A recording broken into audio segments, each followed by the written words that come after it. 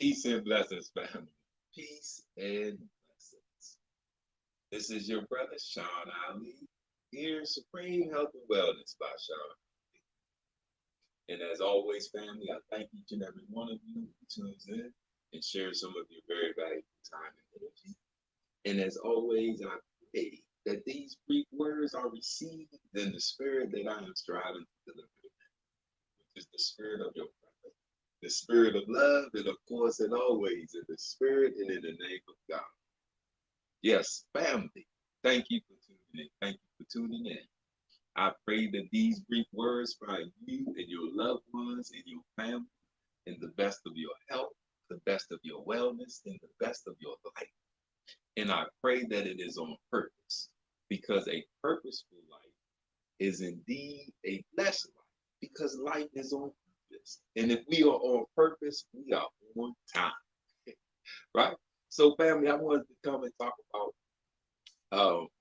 I've been getting a lot of requests to do more on the "Are you sick or stressed out?" question.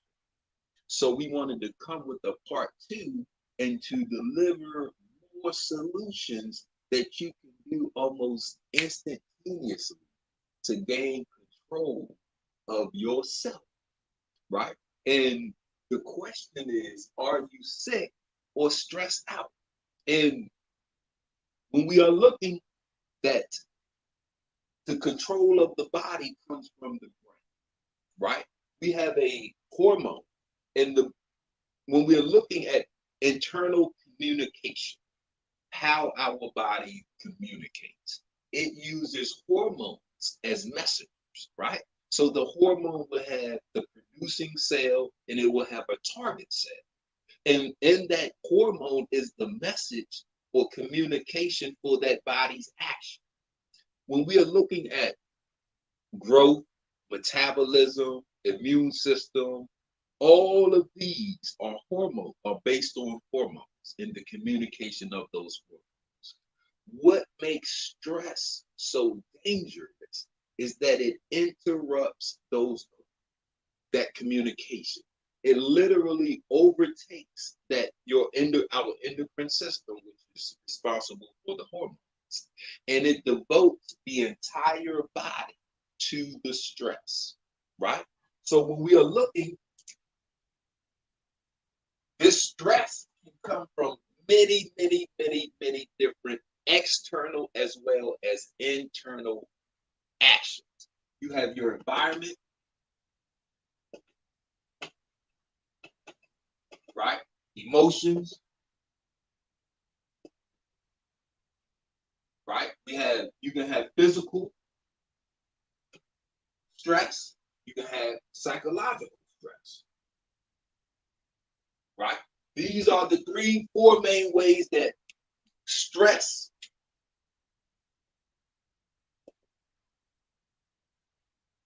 these are the four main avenues to triggering the stress response, because that's what we want to understand is what triggers the stress response and how we can stop it and control it, right? What triggers the stress response and how we can stop and control it. Because if not, then we will be stuck under that stress response, and these categories could make that stress response prolonged. It could be the rest of your day, the rest of your week, your year. It could consume the rest of your life and be the determining factor to why you can't heal and what causes your premature death, right? So the stress response, it triggers the hormone known as CRH, and this is corticotropin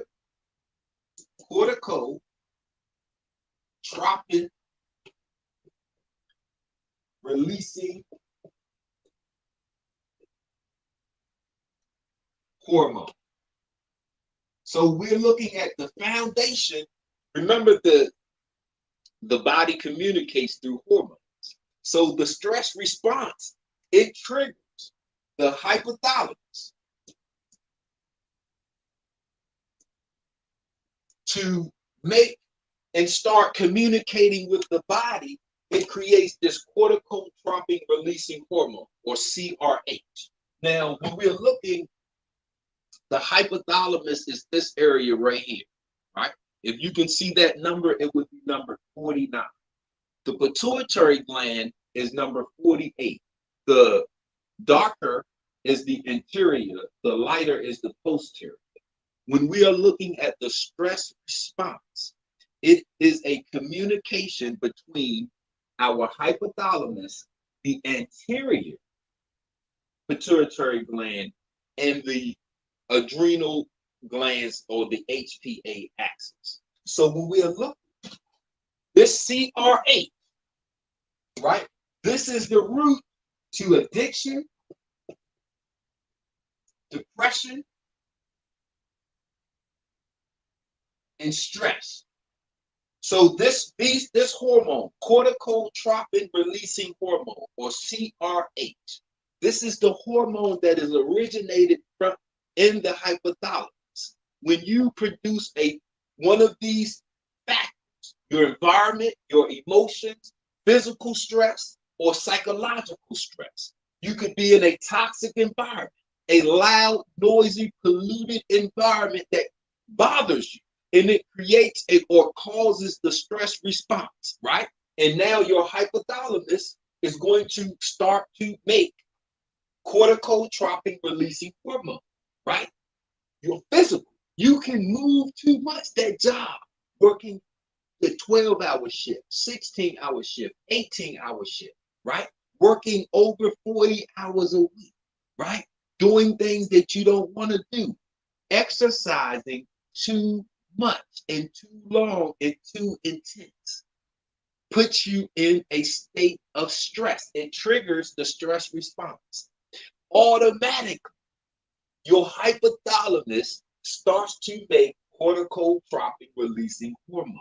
This is the stress hormone. This is that trigger. Our psychological state, our emotions.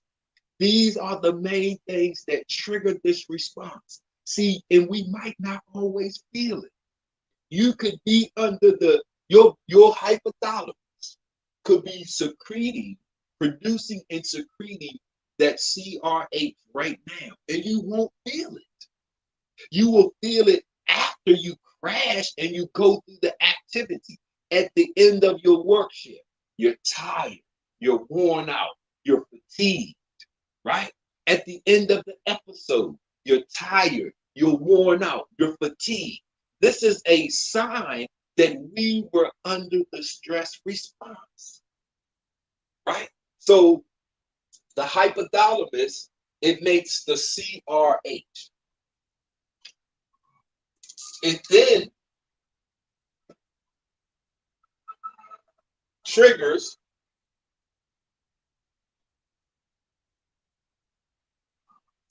so when we are looking in the brain, in the hypothalamus, right? It has the CRH, the corticotropin releasing hormone. The pituitary gland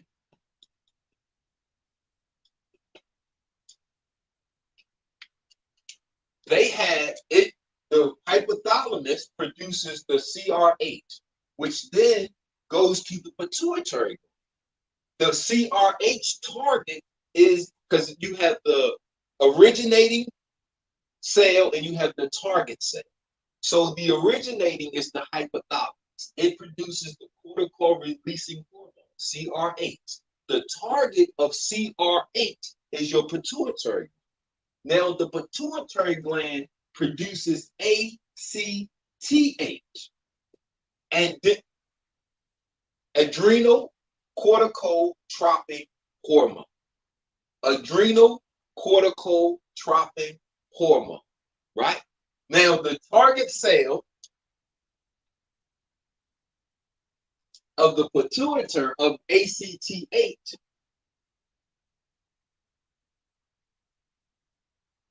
is the adrenal glands. So now, the hypothalamus, you have that stress response. You are activated. That your stress response is activated. The hypothalamus makes CRH. That CRH, the target is your pituitary. The pituitary gland then in turn makes ACTH, and adrenal corticotropin hormone. And it sends this hormone to your adrenal glands. And from there, it causes your adrenal glands to produce cortisol and adrenaline,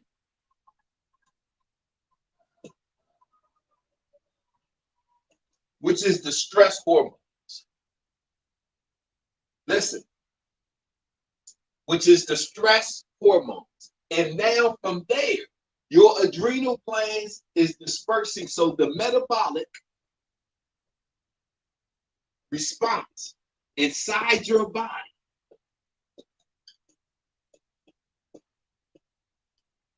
this is what happens when we are under the stress response. We are literally hijacked. So now instead of all of the other hormones, you got oxytocin, you got endorphins, right? You have serotonin, you got melatonin, you got dopamine, all of these other hormones that could be produced from the hypothalamus in the pituitary gland are now shut off, including growth hormones. So now your brain, your body is on this axis, the HPA axis. So what's being produced in your body? Your hypothalamus is producing that cortical releasing hormone, that corticotropin releasing hormone, CRH, which is targeting your pituitary and causing it to produce ACTH, adrenal corticotropin hormone. That targets your adrenal glands.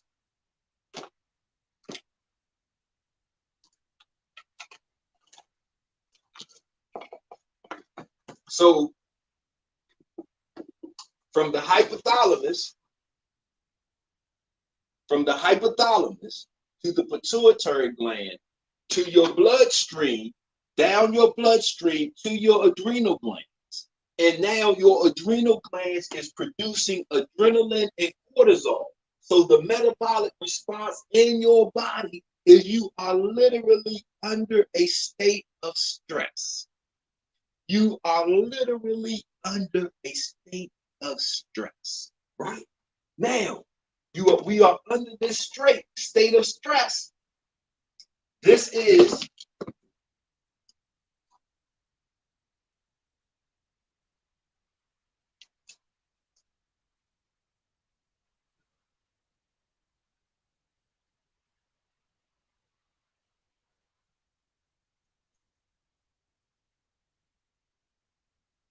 under our sympathetic nervous system. So when we are looking, right, we have a nervous system that the central nervous system. We have the sympathetic, we have the parasympathetic. The sympathetic nervous system is what controls this. This is what controls the stress response. So how do I stop it? How do I stop this response? How do I shut it off? How do I control it? The corresponding or the other, we want to trigger our parasympathetic nervous system, right? How do I do that? How do I trigger my parasympathetic nervous system? Look, you just breathe. You just breathe. Deep nasal inhalation and exhalation triggers what is called the vagus nerve. We have in our brains, we have what is called cranial nerves, right?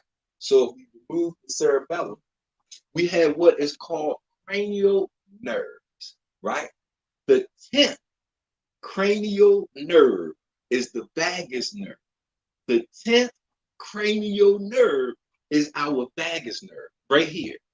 It's on the brain stem right here. Now, the vagus nerve extends from your brain stem to your heart and your intestines, your digestive system.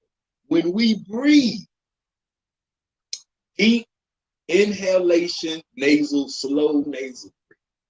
This activates the parasympathetic nervous system. It innervates our vagus nerve.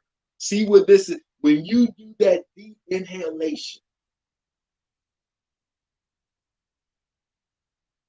and we are breathing with our diaphragm. See, when you are under the stress response, let's take a look at the physiological effects. When you are under the stress response, it's usually irregular, non-rhythmic, fast, mouth, shallow breathing.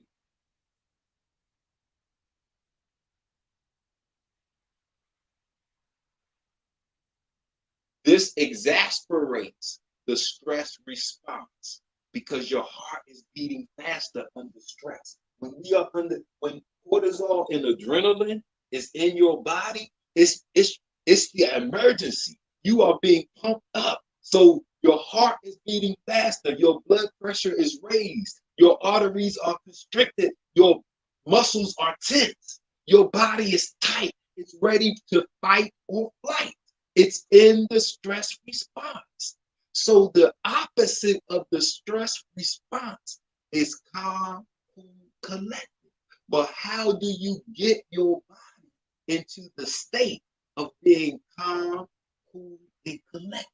You regulate. How do you regulate your pulse?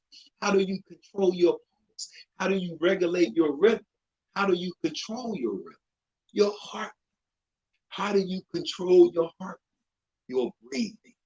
See, if we do a test right now, you can check your pulse, right, through your arteries on your wrist, right? So let's do the breathing patterns of the stress response.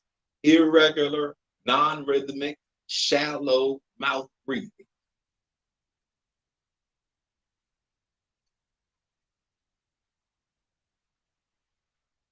Can you feel your heartbeat? Look, mine is boom, boom, it's booming.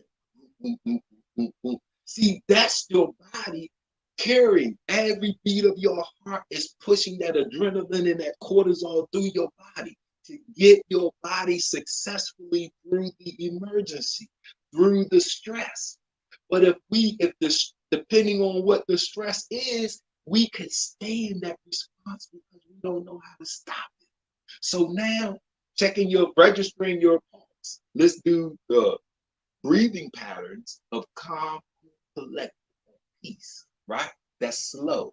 Inhale for 5 seconds using your diaphragm. Exhale for 5 to 6 seconds using your diaphragm. If you put one hand on your stomach, our abdominal muscles and the obliques, they aren't just for stability and movement and to look good. They also are part of the respiratory system. The lungs are in our chest cavities with little space. So when your obliques and abdominals go out, you push your stomach out. This lowers the diaphragm, giving the lungs more room to expand. If you push your stomach in, that pushes the diaphragm out and it helps to squeeze and remove all of the waste on your exhale. So let's practice that type of breathing. 5 seconds on your inhale. Inhale for 5 seconds. Exhale for 5 to 6 seconds. And as you're doing this, let's register our heartbeat and notice the difference. You ready? Start.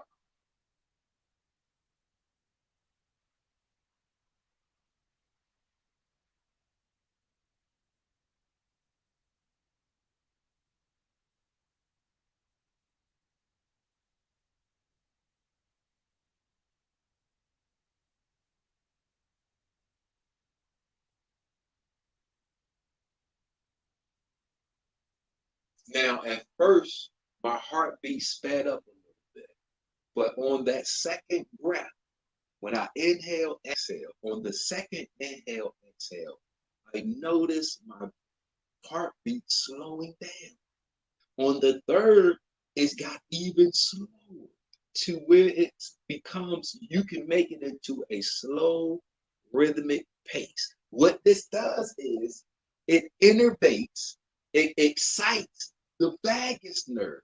The vagus nerve, listen, this nerve, it extends. The vagus nerve is right here. So this vagus nerve extends and it goes to the heart and it goes down to the digestive system and the organs that are right here in our midsection.